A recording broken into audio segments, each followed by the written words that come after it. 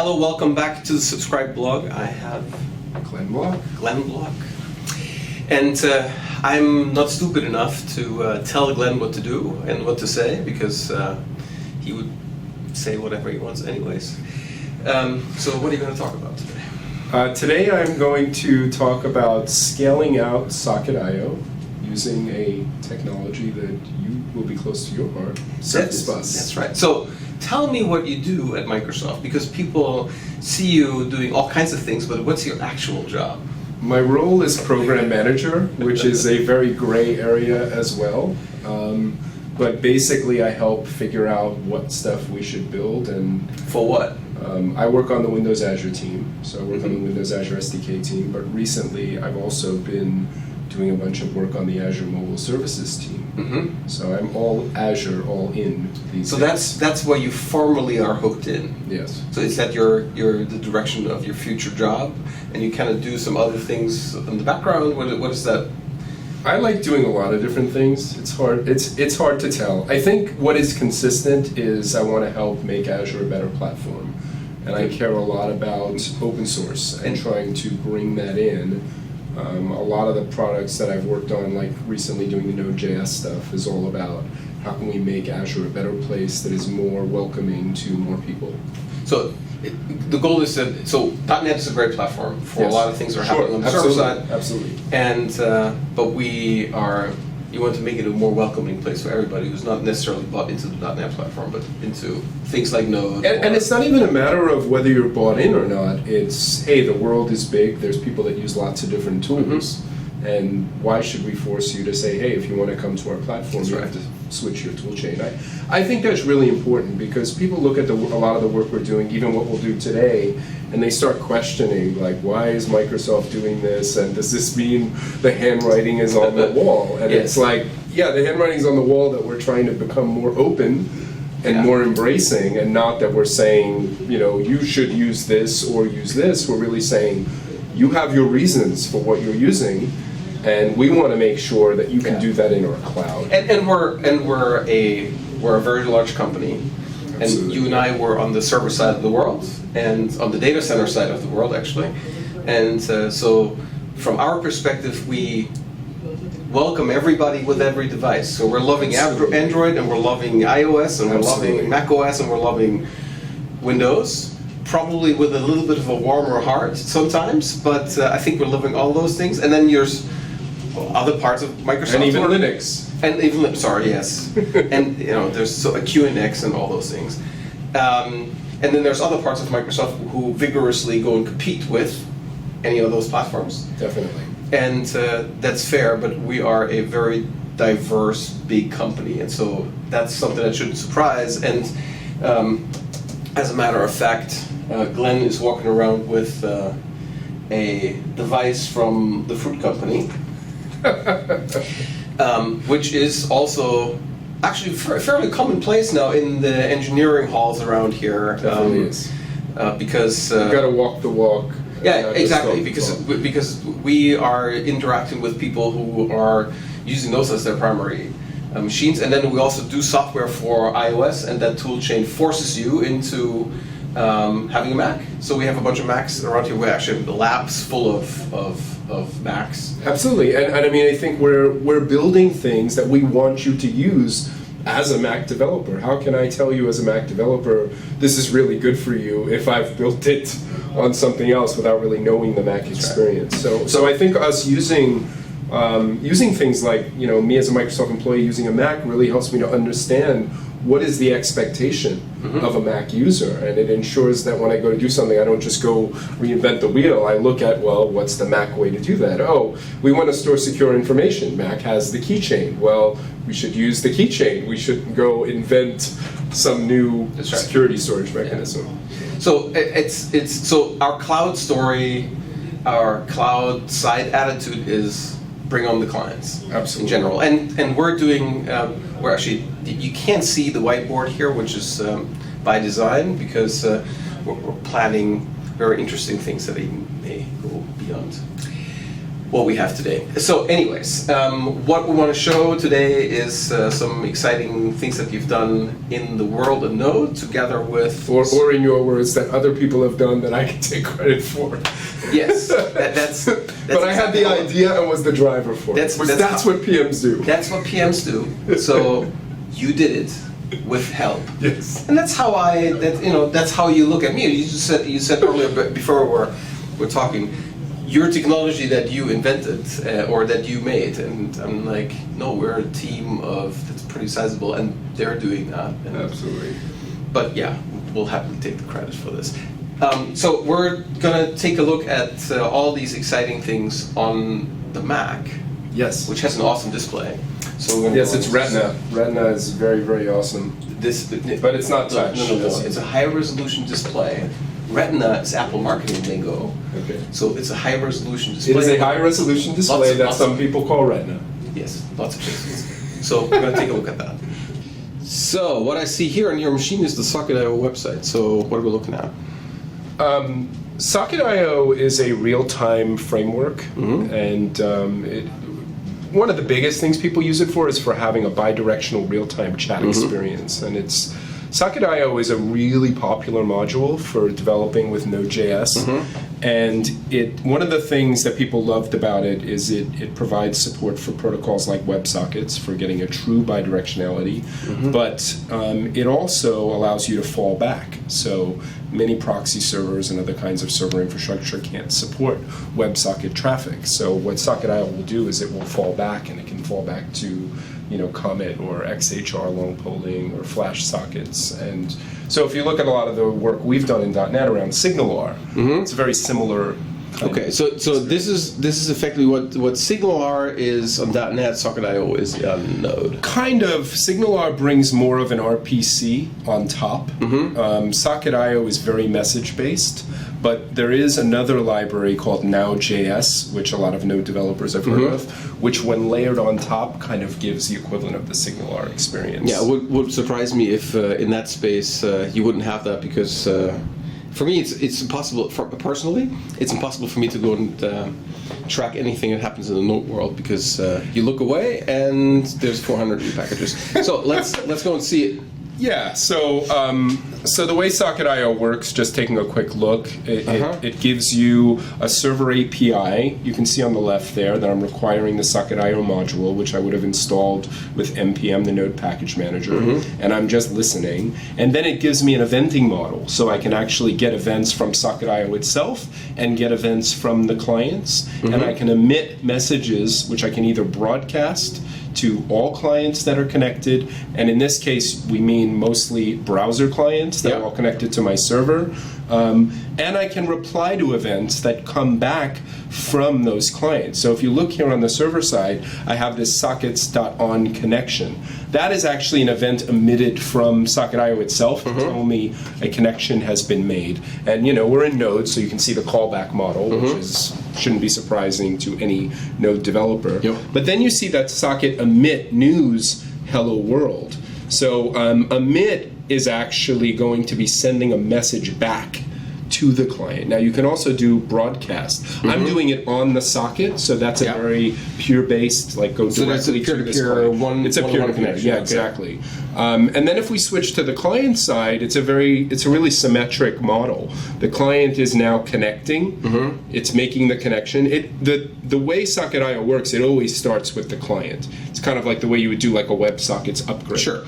Then once it connects, this news is then, it's wiring up a handler saying when the news event comes in, here's the code that will handle that. And then once it gets the data, which you can see in the callback for the function, it's now going back and sending a message back saying, hey, here's my other event. And then you can see, switching back to the server, that socket on my other event is saying, great, when I get that back from the client, now I'll write some information out. So one of the things people really love about Socket.io is very simple. You can see that this code here is not very complicated. And it really creates almost like this feeling or myth of a stateful model. I mean, it is stateful if you're using something like WebSockets in the browser. Where you can see it's different from something like SignalR is very apparent in the syntax of emit versus on. SignalR, I would have a hub with just objects and methods. And now JS and dnode, which is another module by a guy named Substack, James Halliday, also gives you kind of a, like you said, there's at least, and tomorrow there's always multiple. Tomorrow there will be 5 more. And I missed probably 50 that probably. That's how it goes. This is where it's like, Node is a wonderful world if you are willing to invest in it. Yep. There's trade-offs. So the thing that's really nice about Socket.io, again, is it's great for this bidirectionality. Now, people that are building larger scale bidirectional apps, because Node really owns a single process, they need to scale out if they want to take advantage of multi-core. So you immediately get into this problem of, if I'm doing a real-time app, how do I keep all these things in sync?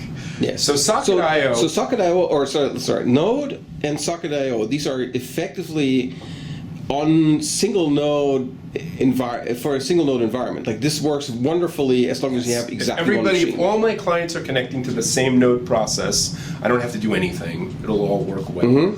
But that single node process is only going to handle a single core. Now, Node has this module called Cluster, which is really awesome, that allows me to say, hey, I want to have 8 listeners. And what Cluster does is it actually listens to the socket on a single process, and it passes that socket off. It uses some low-level stuff. So that's the shared listener process model that we know from HTTP sys and from WCF and from similar kind of model. Though so HTTP sys is richer with the way it does port sharing. Like, you can actually have different portions of the same URI being handled by different. So if you have multiple cores, so the principle here is, you run a thread effectively per core. So it's a Unix thing. There's no threads. There's effectively processes, and the process is affinitized with a particular CPU or exactly. And what's nice there is it does simplify the programming model in the sense that you don't have to deal with locking and all of that because it's single-threaded. But what happens, though, is as soon as you use that, although Node makes it really easy to scale that out, suddenly your real-time experience is dead because none of them are in sync with each other, right? Yes. Each time my browser comes in and connects to a different server process that's listening, there's no syncing. So they need to talk to each other. Exactly. So Socket.io did that. Let me give credit where credit is due. Socket.io invented a store abstraction. So Socket.io out of the box uses this in-memory store abstraction. But somebody came along, I think it was Daniel Shaw, but I could be wrong on name, and wrote a Redis abstraction that allows me to say, okay, I have Socket.io and I'm running across multiple processes, and I rely on Redis to be that stateful thing that provides the synchronization between all of those instances, and that's been out there a while. So we looked at that, and we're constantly thinking on my team. We build like the Node experience, and we're trying not to do things artificially. We want to say, well, where can we really provide value? If I'm running my Node app in Azure, or I'm using Azure as a service, we're constantly thinking about things like media services and other things. And we looked at this scenario and we're like, wow, there's a store abstraction. What if we could use Service Bus for that? And with Service Bus, we'll get some additional benefits that just using Redis won't do. Because Redis is great for, I have multiple processes running on a single box. What if I start to span out across boxes? Azure is a very big place. What if I start to span out to different data centers in different parts of the world? What could that look like? And so we set out on this idea, and this took us a while. You're looking at something that we first dreamed about 18 months ago, and for a lot of different reasons, it didn't come to fruition until recently. But in working with you, Clemens, which was awesome, and Abhishek, we basically came up with this idea of a Socket.io store. And using the Socket.io store for a Socket.io store for Service Bus, sorry. And using the Socket.io store for Service Bus, what's really nice about it is you don't have to know anything about Service Bus. You obviously have to have a Service Bus namespace. And key. And actually, we've made a lot of that even simpler. But yes, you do need a connection string. We'll look at what it will do for you. But our idea has really been, if you're a Node developer who wants to use Azure to help to scale out your real-time app, you don't have to be an expert in Service Bus. You really don't have to care other than knowing this is going to help me to solve a problem. And so we wanted to make it really easy for you to just say, hey, I'm going to swap that in-memory store. Instead of using Redis, I'm going to decide to use Service Bus. And that is what the Service Bus, the Socket.io store for Service Bus does. Fantastic marketing. So let's So a demo tells 1,000 words. So let's take a look at how this works. So what I have here is the canonical Socket.io app, as I mentioned, is chat. Yep. This was just restarted, so it's going to take a few seconds to spin up. Yep. And I'm going to spin up one instance, which is running in West US, and then I'm going to spin up another instance, which is running in Europe. Fantastic. It's just going to take a second to spin up. Okay. So now I'm going to say Glen1, and that's running in US. So now we have a chat window, and now Glen. And now I'm going to say Glen2. And now if I say hello Glen1, you can actually see check that out. a response. And that is not bad latency-wise, considering this is going across the world. Yep. Into different data centers. So what you did? So we have now kind of joined at the hip here in two tabs right next to each other. Yeah, we can even go and do a third one. Yeah. So we have now clients which are effectively simulating going to Europe and simulating going to the US West. Exactly. And how you would probably do this in a real live app is you would use Traffic Manager. Yeah. Do proximity routing and then end up in the right DC. But Yes. we now have them joined at the back, kind of, by routing those messages. You got it. Through Service Bus. And so we think about a couple of interesting scenarios. Mm-hmm. So this is kind of real-time chat. Another one would be just you have something like a stock ticker or something like that, or some type of data. Stock ticker may not be the best one, but where you're doing, because you're dealing with this latency across different data centers, it needs to be an eventually consistent model. Like that works here because from a chat perspective, you know, as long as you ultimately get the messages, that's all you care about. Right. But we also think of this for that example that I talked about with Redis, where I'm just in a single data center, and I'm just scaling out the number of processes to be able to handle load. Yes. So, because there's this mystery. So one of the mysteries around Node is, well, it can scale to I don't know how many hundreds of thousands of, and no problem. And there comes the reality of TCP connections eat memory, and so there's some limit to how much you can actually put onto a machine that sits in the data center, because we do not necessarily give you the option of having a box with 64 gigabytes. But that is coming. But that is also so there. And then there's the question. If you want to build there is a when you think about availability, since we're also talking about architecture kind of here and usually on the blog, there is something to be said about the value of having many machines for availability. Sure. Because no single point of failure. Exactly. If you have the 64 gig machine and then you run your host. Exactly. You have 250,000 clients running against that. Well, they will all cry up, and it will look like the destruction of Alderaan.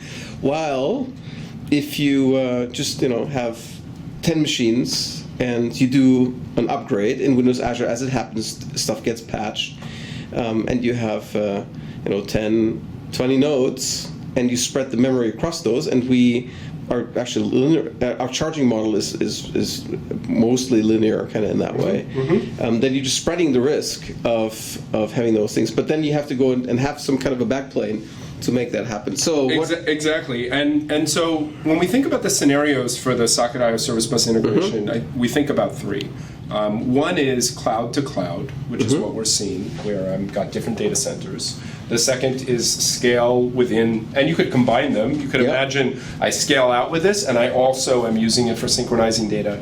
But one of the other interesting scenarios is on-prem to cloud, because I could basically have servers that are running on-prem, but because they can access Service Bus, I can actually use this again to provide that kind of synchronization between them. And that one I think is really interesting because you know Clemens, we talk to more and more customers that really look at the cloud from a hybrid standpoint. There are some things I will run in the cloud, there are some things I will run on-prem, and this gives a nice bridge. Now let me make it clear too, this is not a magic hammer that will do everything, and you have to look for the right scenarios to use it, but I think for each of those three, there are definitely interesting applications for using this.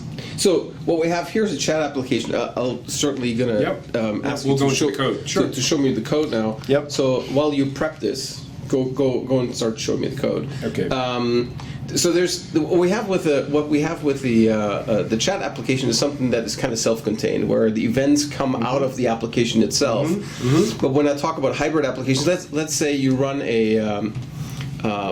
you are in the sports business, which means let's say you run a league of ball sports, racing, any of those things, or you run a website that deals with sports or news or any of those things, and you want to run a ticker on your website, and you run it in Node, or you implement it with Node, then that's a very natural way to go and do that ticker. And now how do you feed that ticker if you have a site of enormously huge scale? Well, one way to do this is kind of feed it from the bottom through a topic, send one message. Sure, pub sub to that topic, and then scale it out, fan it out to all the front end machines, where then ultimately the last mile copies are being made.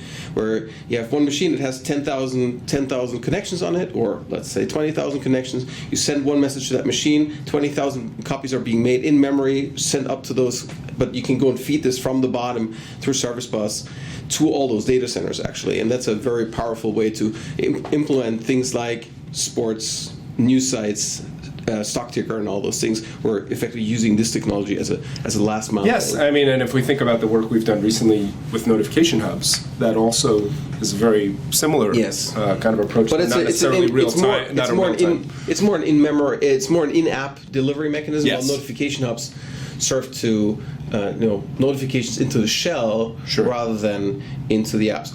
So as I mentioned, if you're going to use the Socket.io Service Bus integration, the first thing you have to do actually is you have to get the module. So you would do npm install Socket.io Service Bus. Sorry. What's integrated into? And that will go. Let's clear that. That's because I need to. That says because I need to do sudo because I'm running on my Mac and I haven't configured it properly. So I'll do sudo. Focus. There we go.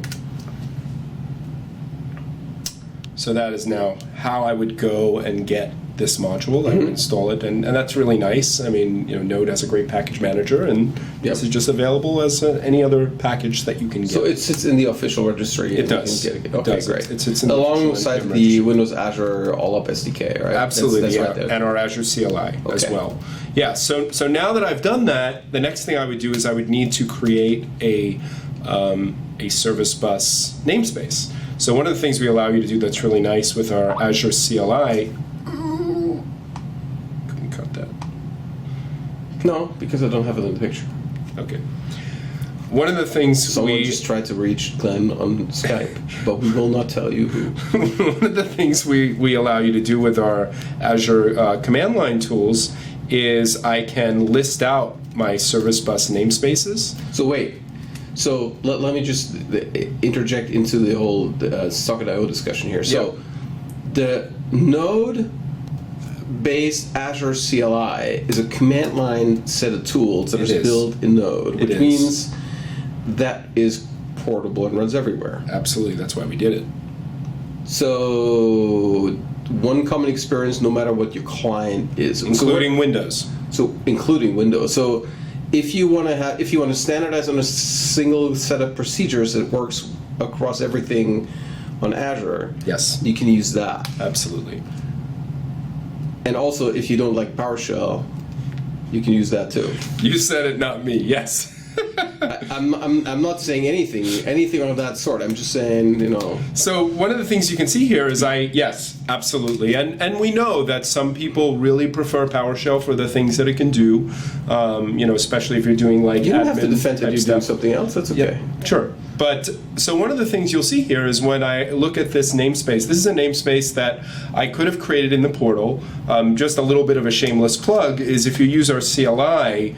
You can actually manage and create your namespaces right from the command line tool. So that's a namespace. That's a namespace that you use for demo purposes, right? In this particular case, yes, I created one. So it's not one that's very valuable to you. I'm just saying because we just had the key on screen. Can't we edit that? In videos, there's ways to block those things out and edit them. Yes, I can delete the namespace and recreate it. I'm just checking. No problem. the fun we have on Subscribe. So you can see here that I can actually manage my namespaces. I can create them and everything. So I've gone ahead and I've created a namespace, as you've seen, and I've deployed these two applications. Now, when I deploy that Node app, it needs to be able to figure out what it's going to be talking to. And because I'm deploying the same code in multiple places, I don't want to hard code that in my code. It's also not a very good security practice. Yeah, absolutely. So one of the things we allow you to do also, if you've deployed an Azure website, is we have this Azure Site Config command, where you will now see even more information that I don't care about. So what you can see here this key is I have a chat topic, which is my service bus topic. I have a connection string, which is my service bus connection string, which I could have received from the command line or from the portal. This is now all beautiful key value pairs or properties, and you can now you tell me you can set this, right? You can set this through the command line, or you could set it in the portal by going into your website and setting your settings. Okay. We just provide a nice way to we try to allow you to do everything you can do in the portal from the command line. That's one of the fundamental principles of our tools. Fantastic. And then you see I have this presence URL. Because I'm running in Windows Azure, that's what allows me to display the list of connected individuals across whatever data center and such that they're in. So those are the configuration settings. And now if I jump to my Node app, so the canonical Socket.io Node app is a chat application. And Socket.io is a module, by the way. It was written by Guillermo Roche. And as I said, it's extremely popular, and he also has this canonical chat. So we said, and we're big friends with him, right? Absolutely. He's been very involved in this process, actually. And he's told us that he likes what we've done, which makes us very happy. That is wonderful. So what we did is I mentioned how we have this store abstraction. So when you include our Socket.io module, which you can see here that I am using Node to acquire Socket.io, which I previously installed. You saw me just install it. We give you this Socket.io store. Now, this code that you see running here is because right now I am running within the module. When you get the module, we actually have the sample code. And you can clone the repo to get the sample code as well. So this just makes it that if you're running locally, you don't have to go install the Socket.io store because it's already there. It'll just automatically switch. Makes sense. But that's only if you set this environment variable, which is something actually that our test team does. But I'm actually running this code path. I'm just requiring Socket.io. And I get this SB store object. And then if you scroll down, you'll see that we're pulling some command line arguments, which allows you, if you're running this locally, you can override. But here are those environment variables that I just showed you that I set in the app settings. So with Node.js and Windows Azure, any app settings that you set propagate as environment variables. Oh, so that's very classic CGI style, how this is being passed on. Wow. This is a very common pattern in the Node world, right? Yes. You need to accept. I'm just observing. I'm just observing that this is all good, well-lived practice that has been done for decades. And the environment variable the ability to set those app settings per site and have those propagated as environment variables is also really nice for staging. Like you basically deploy your app to a production instance, you deploy it to a staging instance. On staging, you want it to have different settings of what connections it uses, what databases it uses. Maybe its connection string for service bus is different when it's running in that environment. So it's a really nice facility that we have for when you're hosting your Node apps in Azure. Okay, so if we move on, you'll see where we actually wire up our Socket.io. So here, this is the standard way. This is nothing Azure specific that one would listen on Socket.io. And Socket.io exposes this configure method. And the configure method actually is how you tweak Socket.io. And this is how you hook up the store then. So you have a standard SB store provider. That's the class that comes in that package. Exactly. And we are utilizing, it's very important to mention, we are utilizing the existing mechanism that Guillermo put in place within Socket.io. And it's a nice abstraction. So from Socket.io's perspective, it doesn't care. It says, hey, just satisfy the contract of what I'm expecting from a store. I'm happy to work with you. And so hats off to Guillermo that he did that because he didn't have to do that. And it looks very obvious. Yep. And so these are the three things you need to know about. Now, we've made life a lot easier. Wait, and that's it? Yes, that's all you need to do to set it up.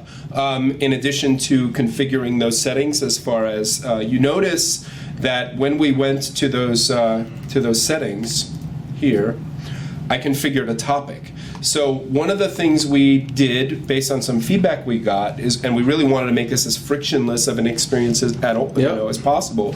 All you need to do is create the namespace.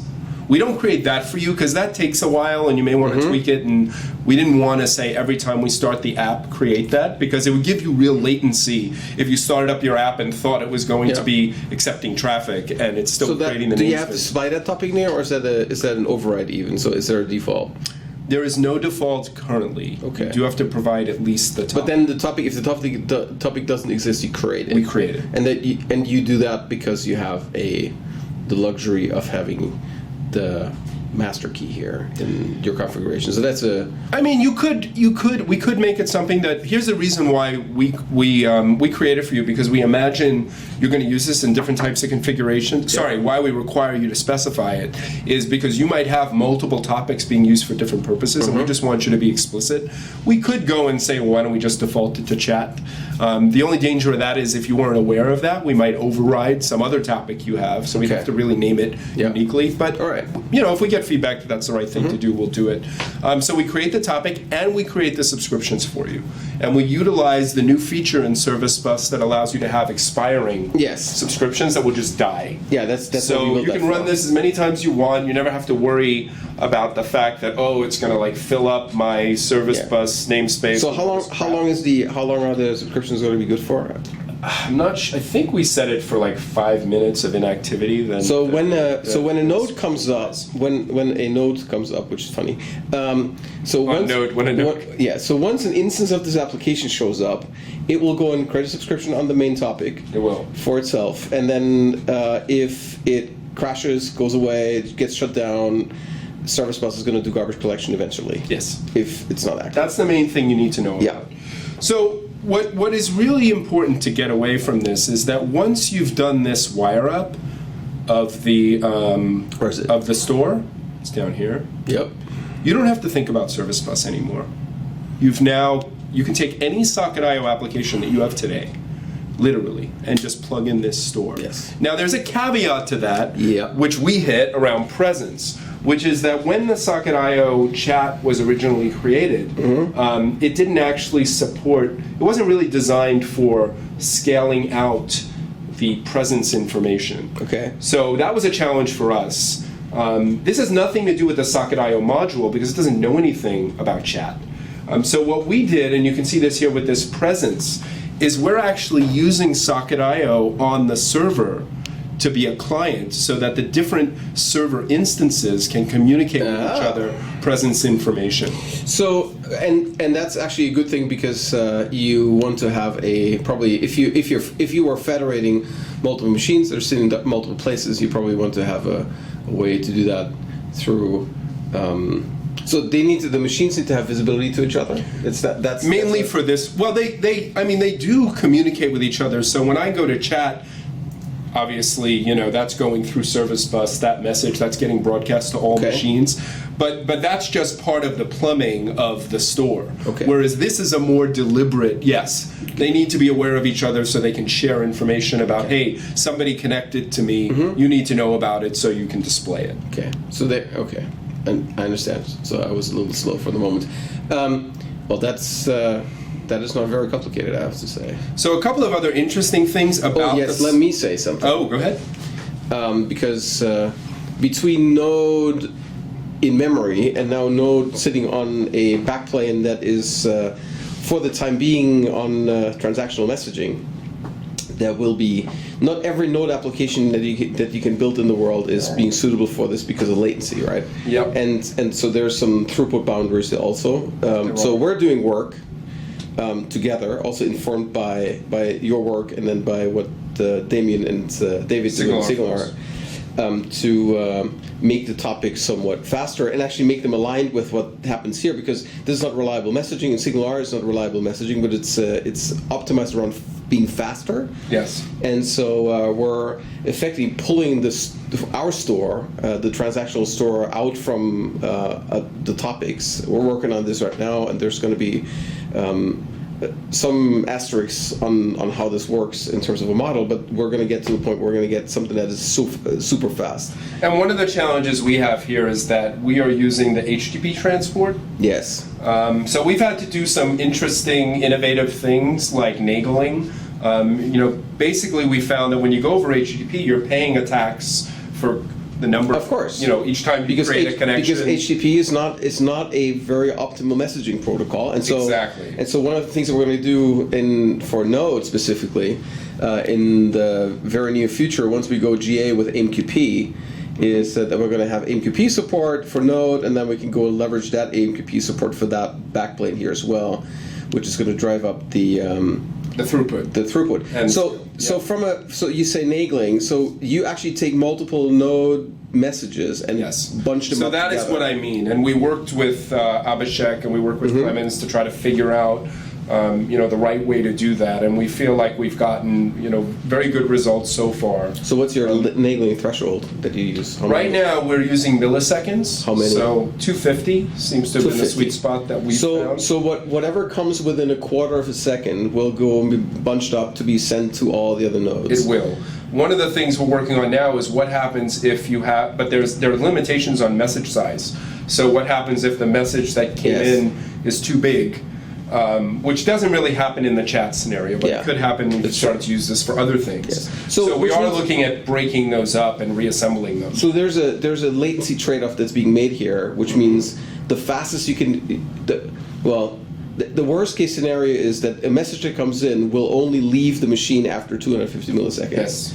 And so that and for chat, that's absolutely fine. And I think also for turn-based games, that's fine. For many scenarios. Yes. If you were doing, I don't think you stock ticker, it probably might be problematic. Well, for human consumption, for trading, yes. For trading. For human consumption, no. Right. For or if you were like NASA and you were trying to have real-time telemetry data, you probably would not use this. No, but for there's a ton of scenarios where that makes it. Halo, probably not. Right. But all kinds of things are happening kind of during a game, kind of or like let's say you were building a production system managing jobs. Even hundreds, thousands of jobs. It's probably fine because you don't. The latency that you're receiving is not impacting. So we're talking milliseconds, and probably if you count everything up and possibly backlog and something doesn't feel right, we're still talking about latencies that are in the sub-second area. So it's not.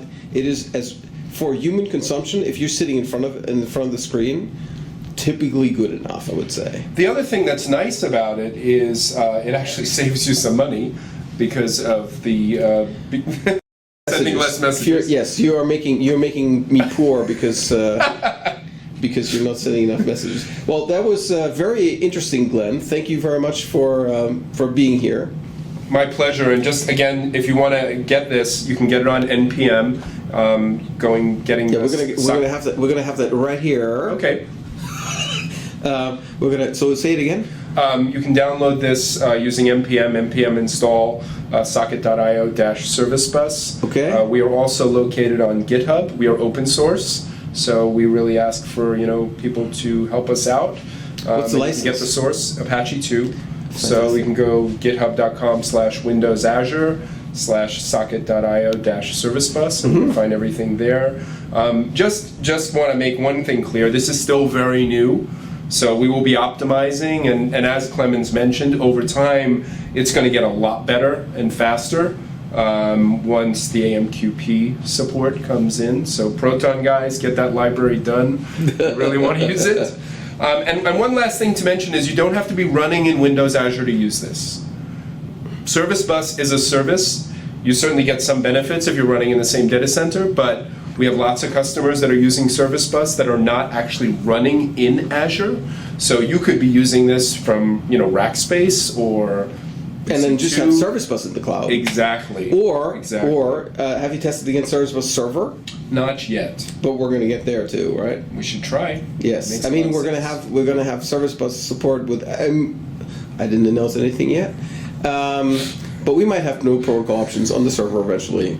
So all the things that we talked about in terms of protocol innovation will eventually show up on the server as well, and that will likely happen when wonderful things, sparkly things happen in the fall at Microsoft. Thank you, sir, and it was a great pleasure. And everybody else, I'm off screen, I'm here.